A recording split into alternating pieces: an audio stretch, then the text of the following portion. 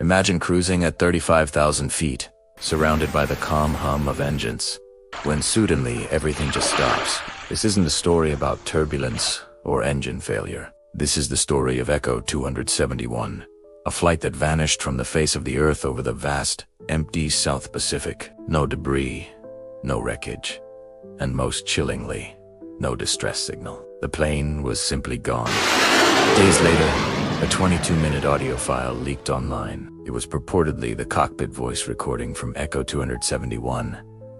Aviation authorities were quick to dismiss it as a cruel and elaborate hoax, but for those who listened, it felt disturbingly real. The recording starts normally, the calm, professional chatter of Captain Vance and his first officer. Then, things get strange. Midway through, the instruments go haywire.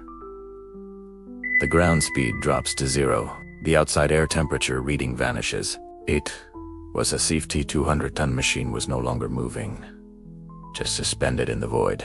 Then came the sounds.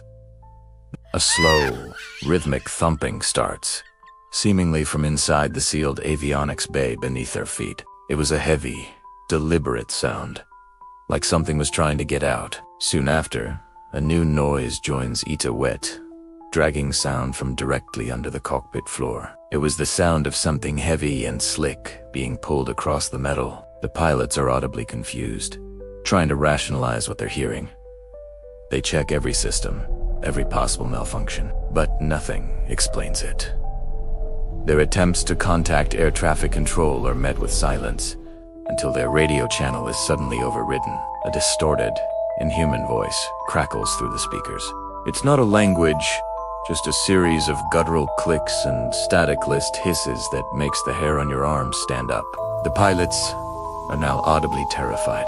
They're isolated, blind, and something is on their plane. This is where the recording turns from a mystery into pure nightmare fuel.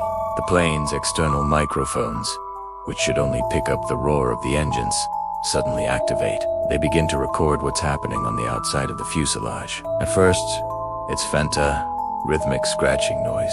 It sounds like claws on metal, moving with a terrifying purpose. These weren't birds. Not at this altitude. They were what the aviation community would later dub skycrawlers. Creatures moving across the skin of the aircraft. 35,000 feet in the air. Captain Vance, his voice breaking, makes a horrifying realization. He whispers into the mic, his words barely coherent over the scraping sounds. "They're not on the wings," he says, his voice trembling. "They're underneath us, holding on." The dragging sound from below the cockpit floor suddenly changes. It's no longer moving side to side. It's moving upward, straight toward the reinforced cockpit door. The thumping from the avionics bay grows faster, more frantic. The last sound on the recording is the captain's final, choked-off gasp as the transmission cuts to absolute silence. Officially, the story of Echo 271 ended with a report citing catastrophic mechanical failure. The audio was labeled a fabrication, designed to scare the public, but the story didn't die. An anonymous air traffic controller later leaked their account, claiming the radar data was covered up. They said Echo 271 didn't fall from the sky. It was pulled sideways, off its flight path, at a speed impossible for any known aircraft, before its radar signature simply winked out of existence. Among pilots, a dark legend was born. They whisper about certain high-altitude routes over deep oceans, calling them silent zones or crawler airspace. Some veteran captains have quietly added a final, unofficial step to their pre-flight checklist. After all the instruments are green, they pause, close their eyes, and just listen, listening for hitchhikers. The true horror of Echo 271 isn't that a plane was lost.